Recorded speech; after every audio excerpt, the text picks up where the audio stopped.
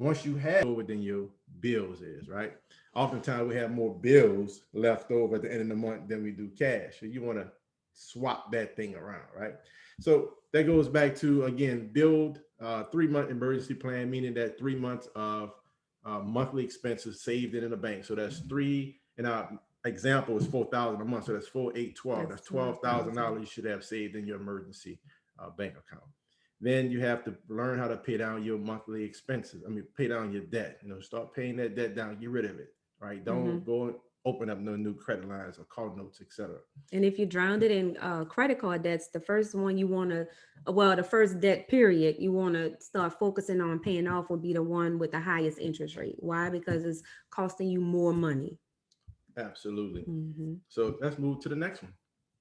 Oh, and for the people that's writing it down, the other ones were minimize monthly expenses, increase credit scores, and just a little nugget with that, with increasing credit scores, you want to make sure that your credit card balances are below 30% of your credit limit. So that means, for example, if your credit limit is $1,000, then you don't want to charge or carry a balance over $300, right? And if you do, you want to immediately pay it down before the statement cycle ends, not before the bill comes, before the statement cycle ends, because that's what's being recorded on your credit report. So, and a lot of people don't realize, when you're over that 30%, you look maxed out, like you're not managing your debt properly, and that affects your credit score. Also, some people say, well, I have a credit card, I just pay it out every month. Well, that's not that good neither, even though you would think it is, but it's really not that good because, again, they're scoring you off of the way you're managing your debt, right? So you want to keep it below 30%, and that keeps your credit score going up. Absolutely. And so that brings us to number 3, right? So the step number 3 is to create, keep, and track a joint bank account. I'm gonna say that again. What you said, boy? Let me say that again, right? You want to, step number 3, you want to create, keep, and track a joint bank account. Joint. You was kind of excited over there. I remember when we first got married, we actually sat down with some family that was married for a very long time. And we had that conversation because that was big for us. Well, for me, because I wasn't a married woman before. I didn't understand that. Really? I never heard of that. Oh. Have a joint bank account. I was used to having my own things, my own bank account, spend my money the way I wanted to spend it. So it took me a minute to get there, And I finally got there, right? But I had to realize, in order for my marriage to work, finances has to be in order and work as well, right? Absolutely. And the purpose of the joint bank account is because now it's easy to track, right? When you have separate bank accounts and you have expenses coming out of different bank accounts, you can't really track it, right? And so you want to have one resource where you have all your cash coming in. Of course, you can have savings account, right? The money that's being saved, but you want to have a joint bank account where all your cash coming in, so that way that bank account is paying your monthly expenses. So now, just like you running a business, right? For my business owners out there, you have profit and loss statements, right? Or P&L that you do maybe once a month, maybe quarterly, or every 6 months, right? But that profit and loss is just what it says. What the profits is coming in, total revenue versus the total expenses going on, that leave you with a net, right? Whether it's negative or positive. But for you managers out there that might be managing a department, right? You a manager of some type of business. You might have a P&L as well. So you're managing your work finances. So you have to do the same thing and be disciplined in your marriage with your personal finance. You have to know exactly what every penny is coming in. You have to know what every penny is going out, right? So that's why that joint bank account is good, because both of you guys get to see the total revenue coming in from your income and the total expenses going out, right? So that brings us to step number 4. So you want to agree on a budget tool. Right. So there's many different online platforms that you can use, right?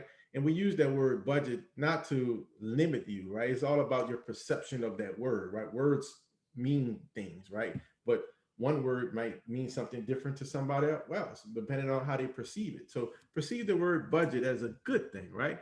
You're not actually limiting yourself from spending. You're putting yourself in a position to spend more in the future because you'll have more, right? So think about it in that perspective, right? So you have different tools that you can use, both online, offline, mobile device, physical paper, Excel file sheets, etc., that you can what? Tie your bank account in, right? And now you have something on your mobile phone that at a click of a button, you can see what your profit and loss is for your personal finances, right? You can see all the expenses going out and all the income coming in, and you get to track that, right? And both of you guys, both of the spouse, the husband and wife, both of you guys are able to see it, right? Your spouse have the app and yourself have the app. And then you actually get to see where your money is actually going, like what categories you spending the most in. So that helps you determine your budget as well. And you find yourself saving more money that way, right? That's a good point. And one of the tools that we like to use is Mint, right? I believe it's mint.com. It's by Intuit, right? It's like a tax software that created a spinoff called Mint. It's free, it doesn't cost you anything. You can download it on your phone. You can connect your personal bank account to it. And then now both of you guys have that Mint. So anytime throughout the day, you could click a button and then you can see what's going on. And like Veronica mentioned, she made a good point. You could categorize your income, right? So you might have a budget for coffee. Your budget may be $3,000 a month for coffee. No. Oh, okay. So you might have a budget just for coffee, right? And it might be whatever, $100 a month for coffee. So that's budgeted. You may have So some things are just understood, right? right, absolutely. Nails or something, right? A budget for your nails. You may have a food budget, right? When you go to Walmart, sometimes you don't even know what you spend. You're just going to spend all your money at Walmart. But you might want to put your budget. So, every month I'm only going to spend $900 at Walmart, Right. or whatever the case may be. So every category of your life, you just want to have it categorized. So that way, okay, this X amount of dollars is going to go to that budget. And so when you look at all these different categories of different budgets, and it adds up to your total expenses. But now, okay, you have the plan in place. Great. But the most important thing is to work the plan, right? You have to be disciplined and committed to one another to work the plan, right? So if you only have $1 left in your budget and you're about to spend an extra $30, then don't do it, right? Mm-hmm. If you do it, then you need to consult with your spouse first, right? I think right. That's fair, right? Because that spouse is your team member. That is your rib, right? That's the person that you guys are one. You're intertwined. So you don't want nobody to do that to you, right? You don't want nobody to. You want to treat people how you like to be treated, right? That's that old cliche, but it's true. So I think, for me, that's how Veronica and I, we seen something, or Veronica might see something, or I might see something, and I'll call her and listen, it ain't in the budget, but here's the benefit, right? So I go to so you got to sell the get in that benefits. sales mode, like this is the benefit. Benefit A, benefit B. Can't you see the vision, right? And often the time, we'll agree together. Say, yeah, great, I'll get it. Let's get it done. Or sometimes like, nah, let's just wait, right? So those are the things, guys, that we did to better put ourselves in this position where we at today, And I share that because, like right now, things are great, right? Doing better than good. Life is unfolding every day beautifully. Like we have our vision, it's clear, we have our target, we know exactly what we're going after. Thank the Most High God that He has given us that vision. It's written down, it's plain. And so now, we see life unfolding. But, we came from lack. We came from struggle. Like I lost everything I owned in Hurricane Katrina in 2005. Literally 500 credit score. Right, exactly. Literally, water was to the roof of the home. Couldn't even save a photo, right? Nothing. And at that time, like see, Veronica credit score, my credit score was horrible. I'd be right. first. And we wasn't the perfect money managers neither. I mean, you grow and you learn and you grow. And just like with the joint bank account, see, it's not that bad. Look, Randy already understand. Look, I need this for this and I need this for that. It's approved. It's approved. Give it to her, right? So I'm in the mode right now. I don't want to give my wife what her needs are. She's been getting that a long time. I'm in the mode right now. My mindset is give her what her desires are, right? But getting back to the story real quick, when Katrina hit, I had less than $500 in the bank account. My credit score was horrible. I was making good money, but I didn't have a financial plan or a budget, and I was spending all my money, right? And so that was a learning lesson to me, saying that I cannot allow that to happen again, right? I broke, busted, and broken, hitting a rock bottom. That was tough, right? And so when the Most High allowed us to crawl out of that and grow through the experience, I made it a point that that would never happen again, right? And so we got our finances together. We kept to the budget, and it worked out because now we're able to make investments. We're able to help family members, et cetera, et cetera. So having said that, let's go to the next step. So number 5, have regular discussions about your finances. Absolutely, it's critical. Conversation, right? I tell people all the time, the solution to miscommunication is to actually communicate, right? Most of the time, people just don't communicate. They're quiet, they're frustrated. Money is one of the major reasons why marriages go through a divorce, right? Because sometimes or oftentimes it's based on the lack of communication. So you have to be able to communicate because you don't know what the other person thinking. You might assume what they're thinking, but you really do not know what they think. You don't know what they think. You don't know what they're going through. You have to have that conversation, right? And once you have that conversation continuously, all the time, then you'll be able to solve problems in a more efficient manner. For example, our family, we have not only that we do, study night where we study, right? But we also have family meetings, right? My wife and I, we have a meeting together, but we also have meetings with the whole family, with the children, everybody. And we talk about different topics and different discussions, almost like a board meeting for the family, right? And so, we have these conversations, right? And so, you want to have regular discussions on finances. Now, will the finances be adjusted? Absolutely. Will the budget be adjusted? Absolutely. Right. Nothing is in stone where it cannot be changed, but it's just a guide to give you some bumper rails to get to your dream. Because most of you guys, you either one want to be financially free, right? You want to have more money coming in today than you have bills going out. So that way you can be comfortable, right?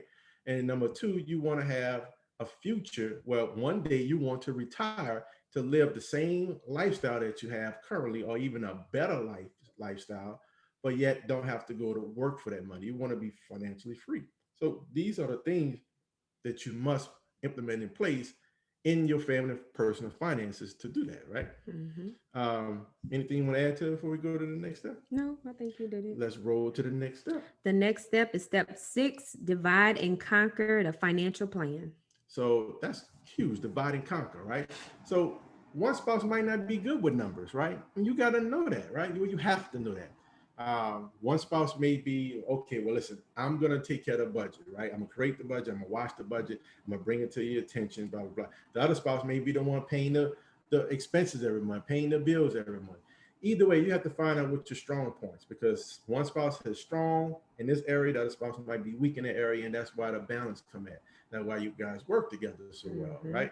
So find that balance and discover what you're good in, what you're not good in, and to delegate the task accordingly, right? So the next step is keep purchases out in the open. And we talked about that a little bit just now through our conversation. Be open, right? If you have a goal that you want to accomplish, for example, you might want to purchase a home, might be your first home that you want to buy, or you might be in the position you want to buy your second home, which is your forever dream home, right? You want to start to invest in real estate, whatever the case may be, then you're going to need a down payment to put some money aside for a down payment. You're going to have some expenses that you're going to have to pay. So if your goal is to purchase a home, then what's going to be more important? Blowing your budget that month, or in delaying your home, or you want to stick to the budget to be able to get yourself in a better position to actually obtain a home quickly, right? So I believe, my personal experience, when the vision is clear and when you actually believe that vision, then you're not frustrated, you're not angry, you're not upset, you're not mad. Only time you're frustrated, you're mad, you're upset, and you're angry is because you don't believe that you could achieve your goal.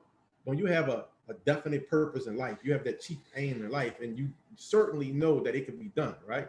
And the way you can be certain is find a mentor, somebody that's into real estate. You might find a realtor partner that you may have or that you may know. You might want to connect with mortgage lenders.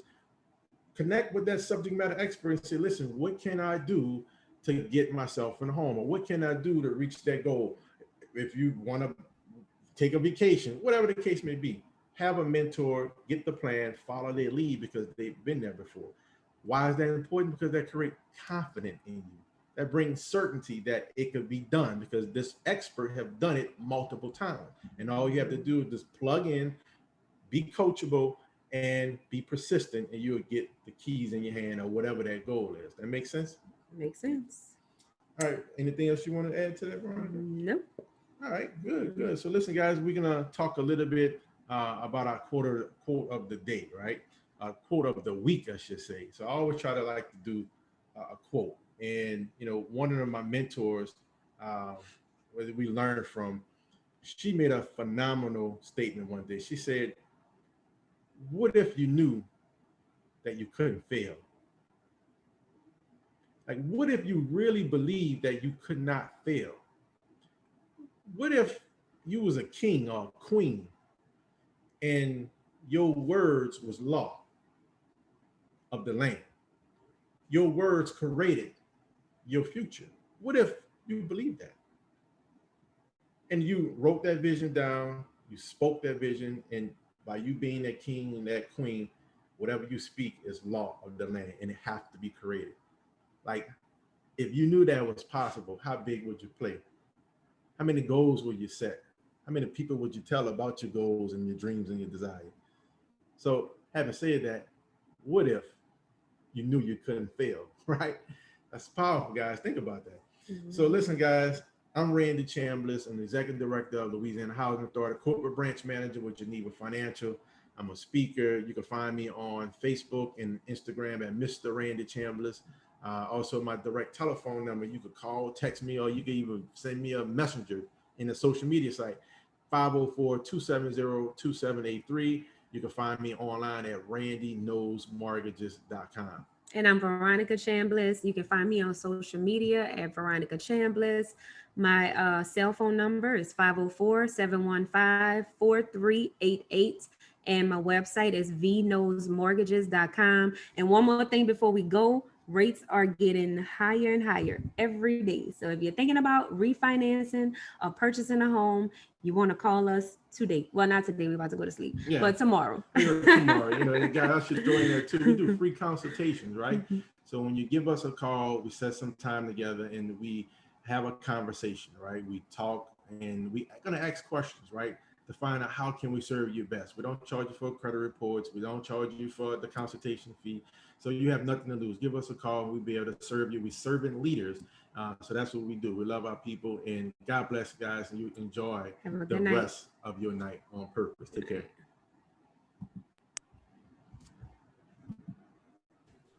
Good night, y'all. Good night. That brings today's show to a close. Oh, come on! Thank you for listening to the Mortgage Wise radio show and video podcast. If you enjoyed this episode, feel free to share it with a friend and subscribe. Please follow us on YouTube, Instagram, and Facebook at the Mortgage Wise Radio Show. If you want to learn more about what we talked about today, give us a call at 504-270-2783. Or to view our podcast library, please visit our website, themortgagewiseradioshow.com. Autobots, roll out! Until next time, choose to have a great day on purchase, Mortgage Wise friends. Go home.